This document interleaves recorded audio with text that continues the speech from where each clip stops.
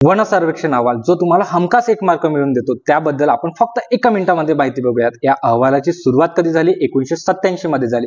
दर 2 वर्षांनी अहवाल प्रकाशित करण्यात येतो आणि या वर्षीची जी 2023 ची आवृत्ती आहे ती 18वी आवृत्ती आहे। पर्यावरण आणि वन मंत्रालयाद्वारे हा अहवाल प्रकाशित केला जातो, म्हणून हा अहवाल सर्वात महत्त्वाचा आहे। याच्याविषयी मग आपल्याला परीक्षाभिमुख जे आकडेवारी आहे ते महत्त्वाची आहे, ते मग ते बघूयात। वन क्षेत्र जे आहे ते किती आहे? टोटल 21.76%। वृक्षाच्छादित क्षेत्र किती आहे? तर तुम्हाला 3.41% येईल। आणि वनक्षेत्र नसलेला प्रदेश जर विचारण्यात आला तर तो आहे नॉन फॉरेस्ट रिजन, किती आहे? 73.50%।